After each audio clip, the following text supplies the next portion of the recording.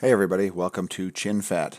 The next few episodes I'm going to be doing are going to be shortcut episodes. These ones are just showing some quick little shortcuts that are very, very useful with Premiere Pro. My opinion is if you can get your hands away from the mouse for the most part and get your hands on the keyboard, you're going to be a lot faster editor as you get used to these shortcuts.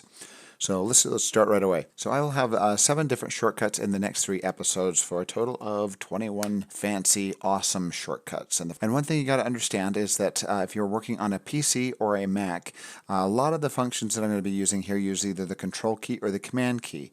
A lot of these, if you're on the PC, it is going to be the Control key, and if you are on the Mac, it's going to be the Command key. So if I say Control or Command, in most instances, those are interchangeable between PC and Mac. You use Command on the Mac and Control on the PC for the most part. All right, so the first one is going to be how to import footage, and that is going to be the shortcut. You can either go up to File and go to Import and click out right here to import, but the shortcut for that is Command or Control I.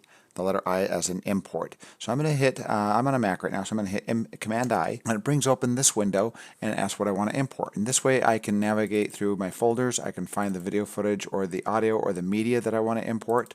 I can select all my media here and I hit import and it will import it. And there's my media that it imported. Now, if you're using something different like a red camera and some raw data, sometimes you'll run into some issues doing that import. And the red camera specifically, you need to use the media browser to import the media or you will run into some weird glitches and issues. So for the most part, for importing most media, Command I, Command or Control I. I'm going to undo this import that I brought. So the next one, and a lot of people will know this already, but would be Command Z or Control Z. Control Z is pretty much, and I will combine some of these because another one that goes along with undo is redo. So watch this. If I do Command or Control Z here, it undoes my import and it took that away. But now the other shortcut, and this is not one of the, and this one I'm combining with the Control Z shortcuts, would be Command or Control Shift Z. So you're holding down Command, Shift, and Z, it will do a redo and bring the footage back. So you have Command Z to undo and Command Shift Z to redo, and you can do almost as many steps as if you've done a whole bunch of moves and you've undone 10 of those moves. You can do Command or Control Shift Z and redo all those moves. All right, the next one is primarily for editing. I'm going to open my video footage here. And I'm going to select the clip and I can double click on it. Here's a little bonus that I'm not counting is Shift O. Shift O will open the clip here and it will load the clip into the source monitor. And now you can play through your footage here and find where you want your footage to begin and where you want your footage to end. If I want my footage to start there, I hit I. I is for in point, and the other one that accompanies that is O for out point. So if I hit I for in point, play through my footage, hit O for out point, it sets an in and out point and it is ready to send this clip down to the timeline. So if I go down to my timeline, I'm going to go to the end of my timeline here, we'll move into the next shortcut, the next set of shortcuts. And that would be either comma or period on your keyboard. Now comma or period will take this footage here that's in your source monitor and it will put it down on your timeline. Now if I hit comma, it drops that in and out point down on my timeline. I'm going to undo that, Command Z. If you hit period, it drops it down the timeline as well. So what's the difference between comma and period? Well, comma is an insert and period is an overwrite.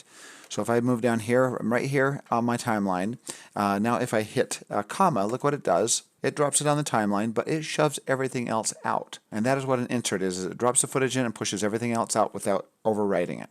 Now if I hit period, watch what happens. The period is an overwrite. It overwrites everything in its path. And you might want to say, well, why would I want to use the overwrite then? Well, sometimes you use this for doing B-roll editing. We're going to take what's called our source patch here, and we're going to change our video track. Right now it's reading this clip and saying you have a video track and an audio track in your source panel. This is called the source patch.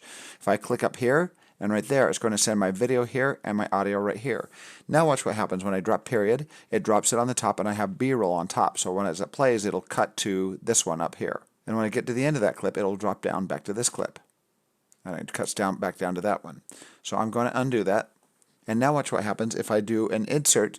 If I do a comma, this is where an insert typically wouldn't work because it is dropping the video footage up here and the audio down here and shoving everything else down and doing the insert, where if we just did an overwrite, it doesn't shove everything else down.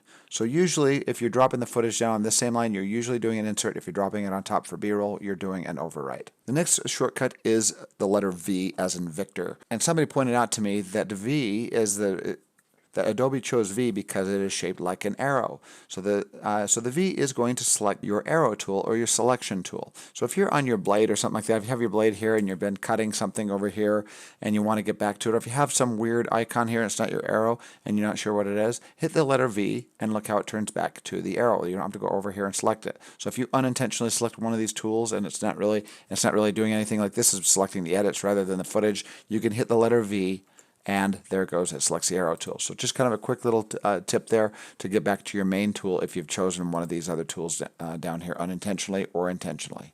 Letter V. Our next shortcut is holding down your control key or your command key.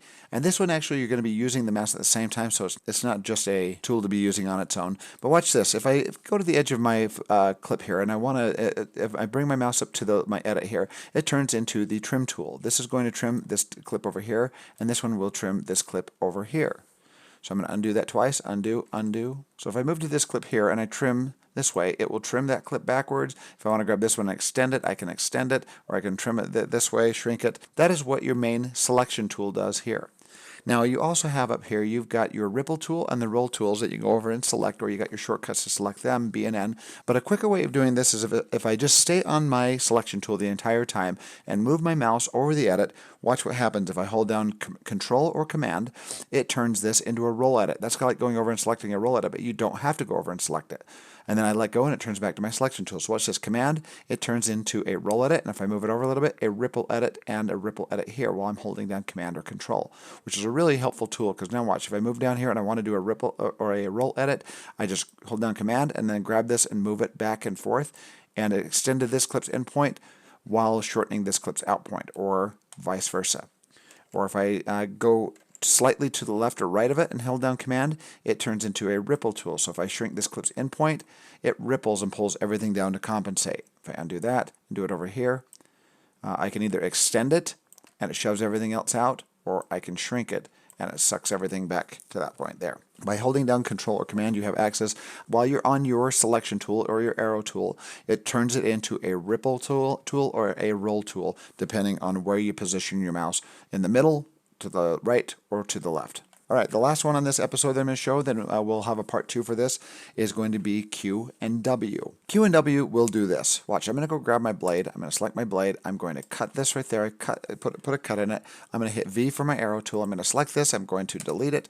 And now I'm going to select the space and hit delete. That's like 5-6 steps there. Now watch what happens. If I hit Q from right here where my playhead is, boom, it did all that. It cuts and ripple deletes to the left, and then if you do W, W is going to cut and clean and ripple delete to the right. So Q, because they're right next to each other on the keyboard, Q is on the left, W is on the right, so Q cleans to the left, W cleans to the right. So watch this, it's going to clean all those little 3 audio blips there and the rest of the video there. If I hit W, it just cleaned all that up and did a ripple delete.